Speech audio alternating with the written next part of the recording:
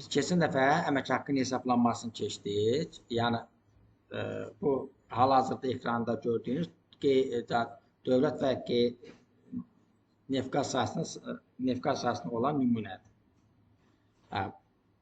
Bugünkü dərs isə nə ilə bağlı olacaqdır? Bugünkü dərsimiz isə sırf əmək haqqının o hesablanması ilə bağlı, ondan olan tutulmalarla bağlı, gəlir vergisi ilə bağlı, müxaviləşmə ilə bağlı olacaq. Yəni biz buradan bilirik ki, gəlir vergisi, yəni bununla bağlı parametrlər hansılardır? Gəlir vergisidir, işsizlikdən sığortadır, tibbi sığortadır, MDSS, məcbur dövlət sosial sığortadır. Bunlar da bilirik, məcbur MDSS-dir, icbari tibbi sığortadır və işsizlik sığortadır. Bunlar cüt-cütdür. Həm müəssisədən tutulur, həm işçidən tutulur. Gəlir vergisi də ancaq işçidən tutulur. Müəssisə də bunun əvvəl bütün işçilərinə bağlı mənfəət vergisi ödəyir. Və biz bilirik ki, 500 manat işçi əmək haqqı alırsa, bununla bağlı olaraq onun kartına köçəcək məbləğ elə 430 manat 50 qəpikdir. Və bu zamanda müəssisə nə qədər pul ödəyir? 622 manat 50 qəpik pul ödəyir. İndi baxaq bunun müxabiləşməsi necə olacaq? İlk öncə görək müxabiləşmə ilə bağlı bizə hansı hesab nömrələri lazımdır? Bizə ən çox lazım olacaq hesab nömrələri yəni bunlardır. Sırf müxabiləşmə ilə bağlı hesab nömrələri bunlardır.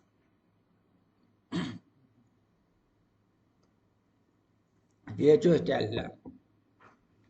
Bu hesablar planında 521 nömrəli hesabdır. Yəni 521 nömrəli hesab, yəni adı vergi öhdəlikləri hesab. Orada yazmıyor ki, mənfəət vergisidir, ədəbi öhdəliyidir, nə torpaq vergisidir. Belə bir şey yoxdur. Sub hesabları, vergi öhdəliklərini özümüz açırıq. Və müstəqilik bu məsələdə. Tutaq ki, mən burada gəlir vergisini qoymuşam 521.7 sub hesab. Özüm qoymuşam. Sonra 522 sosial sığorta öhdəlikləridir. Sosial sığorta öhdəlikləri müəssisə tərəfindən tutulan var, ya və işçilər tərəfindən tutulan var və onlar hamısı da 522-dədir. Onlara da sub hesablar açmışam.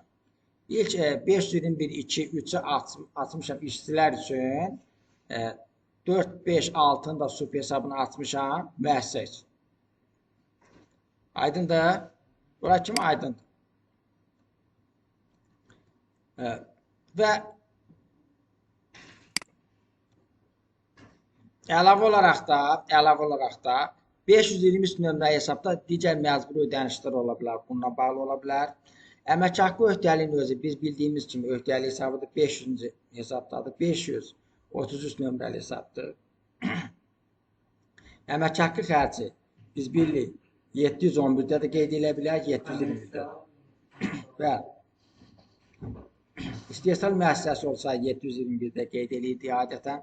Çünki məhsul maliyyə dəyərini hesablamaq üçün önəmlidir. Ancaq ticarət müəssisələri və xidmət müəssisələri üzərindən 721-də qeyd edir. Ona görə burada 721 nömrə hesab üzərindən gedəcək. Bir də yenə sosial sığorta xərcləri var. Çünki sosial sığorta xərci sosial sığorta öhdəliyidir. Ona görə biz burada öhdəliyin qeyd elədiyimiz kimi 522 bunun xərclərində 721.3-də qeyd edirəm. Ona da uyğun mən sub hesablar açmışam. Hesablar planında belə sub hesab yoxdur ki, icbari tibbi sığorta üzrə olsun falan. Çünki dəyişir bunlar, ad dəyişə bilər falan standart. Yəni ümumi adları var, sub hesablarda biz müstəqil aça bilirik. Mən qeyd elədiyim misala uyğun olaraq bizim göstəricilərimiz bunlardır. Bizim göstəricilərimiz buradalardır. İşçi 500 manat əmək haqqı alır, gəlir vergisi 42 manatdır, 15 manat MDSS-dir, icbari tibbi sığorta 10 manatdır, işçilik sığortası 2 manat 50 qəpikdir. Bunlar da olduğu üçün. Və yaxud müəssisənin MDSS-si 110 manat. İşçiyə 500 manat əmək haqqı rəsmiləşdirilibsə, onunla bağlı olaraq 430 manat 50 kartın otur. Ancaq müəssisədən çıxanda 622 manat 50 qəpik olur. İndi baxaq görək bunun müxabiləşməsi necə olacaq? Müxabiləşməsi necə olacaq? Əlavə olaraq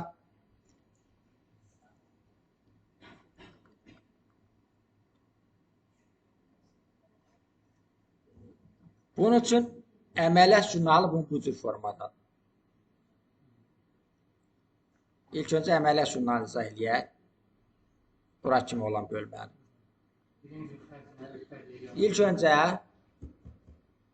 İlk öncə əmək haqqından tutulmalara baxır. Əmək haqqında tutulmaların, yəni öhdəliklərin hesablanması məsələsi var. Bu zaman bizə nə lazımdır?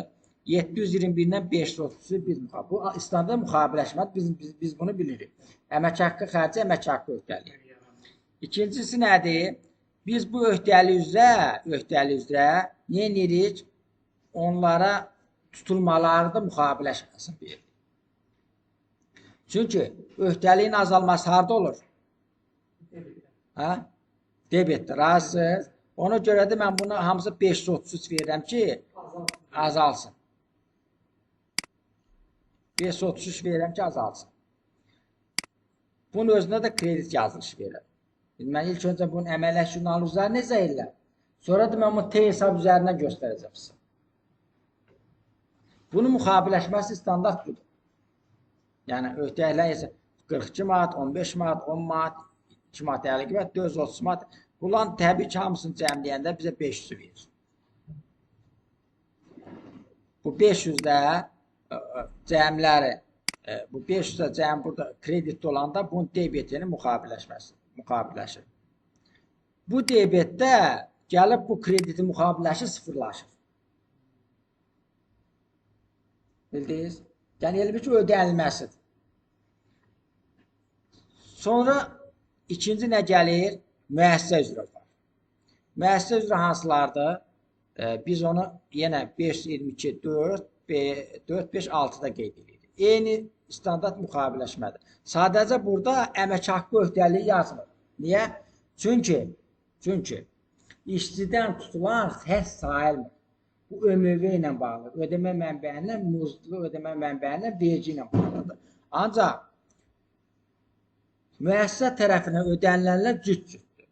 Əmək haqqı xərci, əmək haqqı öhdəliyi olduğuna görə bununla bağlı olan xərclər də cüt-cüt. Məsələn, MDSS məcbur dövlət sosial sığorta öhdəliyi və onun xərci, icbari tibbi sığorta öhdəliyi və onun xərci. Sonra işsizlikdən sığorta öhdəliyi və onun xərci. Niyə? Çünki mən onu xərc kimi göstərməliyim məcbur. Niyə? Çünki bunlar faktik xərcdir və sonra xərcə siləcəm. Ancaq bunları o cür göstərməm. Bunlar əmək haqqı öhdəliyinin daxilində olduğuna görə, oradan tutulma olduğuna görə mən bunu bu cür göstərdim. Sonra bu isə hesablanması ilə bağlıdır. Öhdəliyin hesablanması. Bu isə öhdəliyin tutulması ilə bağlıdır. Öhdəliyin tutulması ilə bağlı necə olacaq? İlk öncə biz yuxarıda hesablayaq. Öhdəliyin tutulan nə olur? Mən işçidən tutmuşam. Axı, mən bağlamalıyam. Ödədiyim pul gedir gəlir vergisi öhdəliyinin bağlanmasına. Səbəb nədir? Burada gəlir vergisi öhdəliyi nədə göstərmişəm? Debetdə. Razısınız? Və yaxud burada indi sizə nədə göstərib? İşçidən tutulanlardan söhbət gedir. Debetdə. İcbari tibbi sığorta nədə göstərmişəm? Debetdə. Burada işsizlikdən sosial sığorta nədə göstərmişəm? Debet. Hamısına bank hesabını ödədiyimə görə ona kreditlə göstərmişəm. Mən bunu debetdə göstərmişəm. Ancaq burada hesablayanda nədə göstərmişəm? Gördünüz? Biri debetdə olmalı, bir kreditdə olmalı ki, bir-birini bağlasınlar. Biraz çətin dərsdir. Ancaq bunun yəni standart müxabiləşməsi belədir. Tamam. Sonra isə ancaq fikir verirsiniz, o işçi tərəfi çətindir. Müəssisə tərəfi çox asandır. Niyə? Müəssisə bank hesabını ödəyəndə gedir öhdəliyin bağlanması. Çünki bankdan ödəyirəmsə gedir icbari tibbi sığorta öhdəliyin bağlanmasına. İşsizlikdən sığorta öhdəliyin bağlanmasına. MDSS öhdəliyin bağlanmasına. Çünki elə bir şey olur, əmək haqqı xərci, əmək haqqı öhdəliyi kimi çıxış edirlər. Ancaq biraz işsizdən tutulanlar bağlayanda biraz çaşdırıcı ola bilər. Yəni, anlamaq çətin olur. Bunun üçün. Və sonda yenə hamısını bank hesabından ödəyirəm. Hamısı. İşçidən tutulanlar da bank hesabını ödəyirəm. Həmçinin müəssisədən tutulanlardır.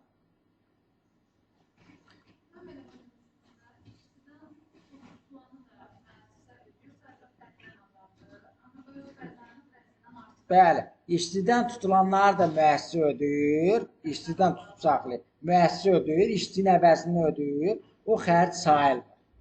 Öhdəliyin azalması hesab edilir. Bildiniz mi? Bəli, ancaq müəssisədən tutulan ödənilməsi birbaşa xərcə gedir. Çünki müəssisə onu xərcə silməlidir. Əmək haqqı xərc, əmək haqqı ödəyir. İlk anda nə edirəm? Xərc hesab 500 yaradıram. Siz son qalıqlara fikir verməyin. Elə bir son qalıqlar yoxdur. Nə edirəm mən burada? Əmək haqqı xərci, bir də əmək haqqı öhdəliyini yaratdım. Sarı rəngdə. Bəli, ən başda. Sonra nə edirəm? Bunun içərisində də, sonra nə edirəm? İkincisini gəlib nə edirəm? Gəlirəm bu hissəyə. Ora sonda qaydacaq. Gəlir, nə yazmışam? Əmək haqqı üzrə işçidən tutulmanın hesablanması və ödənilməsi. Hesablayanda nə edirəm? Hesablayanda. Mən ona nə yazılışı verirəm? Kredit yazılışı, bax. Görürsünüz? Hamısına kredit yazılışı verirəm. Bəsiz? Bəli, bəli. İşçidən tutulan ödənişlərin hesablanması öhdəlik. Müəssisədən tutulanlar da öhdəlik.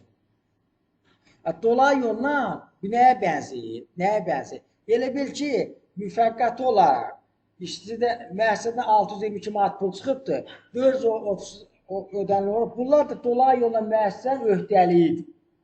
Vergi qarşısında öhdəliyi ki, mən onu tutub ödəməliyəm.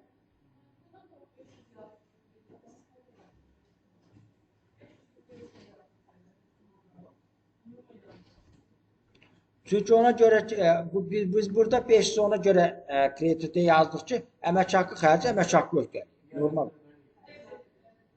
Dövbətdə də, bu əmək haqqı xərci dövbətdə də, bu da kreditdədir. Adi klassik müxaviləşməsi. Bu hissəni izah eləyəcəm. Bu hissəni izah eləyəcəm.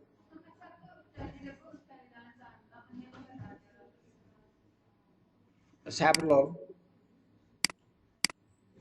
Aydındır. Bunların hamısını öhdəliklər üst-üstə qoysam, bunu, yenə bu 500'ü verəcək. İndi ödəyirəm. Ödəyəndə hardan ödəyirəm? Bank hesabından ödəyirəm. Rahatsız. Mən gəlirəm, bank hesabından ödəyirəm. Baxın, nə qədər? 42 manat ödəyirəm, gəlir vergisi. Hardadır bank hesabından? Kreditdədir. 15 manat ödəyirəm, 10 manat ödəyirəm, 2 manat 50 qəpik ödəyirəm, 430 manat 50 qəpik ödəyirəm. Harada oldu? Kredit yazılışı verirəm, bankdan pul çıxsın. Və ya azalsın. Çıxan pul hara gedir? Burada təbii ki, bu kreditlərsə gəlir, bunların debetləri bağlayır. Bunlar yox olur, sıfırlanır. Görürsünüz? Artıq bunlar qırmızı ilə işarələmişəm. Görürsünüz? Hamısı bunun yox olur. Sıfırlanır. Şu artıq yoxdur. ÖMV bu muzlu ödəmə mənbəyindən verginin işçidən tutulanları, öhdəlikləri azaldıram. Sıfırlanır. Nə qalır? Müəssisədən olanlar qalır. Müəssisədən olanlar da ən asandır. Bu biraz çaşdıra bilər. Görürsünüz? Ancaq yenə də bu sıfırlandı. Bu adın hamısında sıfır qaldı. İlk anda mən onu kreditdə yaratdım, sıfırladım. Rahatsız. Ancaq müəssisədən tutulan lap rahatdır. Çünki ona görə ki, baxın, eyni anda 3 dənə öhdəlik yaradıram, xərcini də yaradıram. Niyə? Əmək haqqı xərci, əmək haqqı öhdəliyi olduğu kimi, sosial sığorta xərci, sosial sığorta öhdəliyi də var. Bunları da sosial sığorta öhdəliyində 3 yerə bölmüşəm. Birini qoymuşam icbari tibbi sığorta ilə bağlı, birini qoymuşam ki, işsizlikdən sosial sığorta ilə bağlı, birini qoymuşam ki, məcburi dövlət sosial sığorta ilə bağlı. Gördünüz, cüt-cütdür. Baxın, öhdəlik, məsəl üçün öhdəlik. Öhdəliyi, məsəl üçün xərci, öhdəliyi, xərci, öhdəliyi, xərci. İlk anda nə edirəm? Öhdəlik yaranır. Nə qədər? 110 manat. Görürsünüz? 110 manatdan yaranır. Məsələn, bax, budur.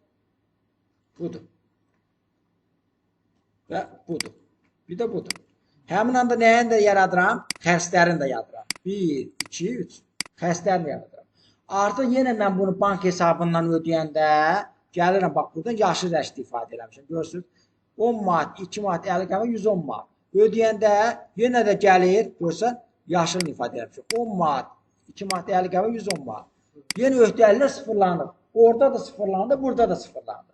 Nə qaldı? Xərc qaldı. Bildiniz? Ancaq işçidən tutulanda xərc qalmadı. İşçidən tutulanda bir dənə xərc qaldı. Hansı? Bu da bu. Bu da yuxarıda elədiyim, öncədən yaratdı, xərcim yaratdı. Ortadakının hamısı yox oldu. Gördünüz? Bu qaldı. Öncədən xərcimi elə silirlər. Sadəcə bunları da sıfırlayıram. Sıfırlamanın da yolu ki, süp hesabla açım, hər bir ay sıfırlayıram. Yoxdur bu arada. 5 dənə T hesabımız yoxdur bizim. Hansı ki, öncədən yaratdığım bu 500 manat var, bir də öhdəliyin qapanması var. Öhdəlik də sonunda qapanır. Necə qapanır? Mən ödədiyim pullar, əmək haqqı öhdəliyində gəlir bunu qapıyır. Görürsünüz, ödədiyim pullar hara gedir? Hamısı. Həm gəlir bunu qapıyır, bunları. Həm də gəlir, ödədiyim pullar, bax görürsünüz, burada cəmi 622 manat. 122 manat 50 qəpik gəlir bunlarla bağlı olur. Müəssisədən tutulmalarla bağlı olur. Qalan 500 manat isə 400 manat, 430 manat. Yəni bir ki, xalis əmək haqqı nə deməkdir? Mən xalis əmək haqqı öhdəliyi deməkdir. Mən işçi qarşısında 430 manat öhdəliyim var. VG-yə də 42 manat öhdəliyim var. 15 manat da burada öhdəliyim var. 10 manat da burada. Bunun hamısı öhdəliyin qapıyıram. Öhdəlik də qapananda avtomatik gedir. Birbaşa neyir? Bizim burada ifadə elədiyimiz süp hesablarda qapanır. Və bu da sıfırlanır.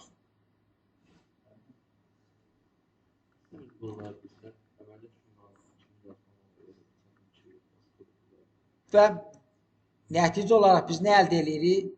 500 manat ümumi əmək haqqı kimi xərcə silinir. 122 manat da sosial sığorta öhdəliyi kimi xərcə silinir. Nə ortada gəlir ikisi qalmadı. Nə işçilikdən, işçilərlə bağlı 3 dənə, 4 dənə öhdəliyi heç biri qalmaz, sıfırlanır. Bankdan da 622 manat çıxdı, get həm öhdəliyin qapandı, əmək haqqı öhdəliyi, həm də sosial sığorta öhdəliyi.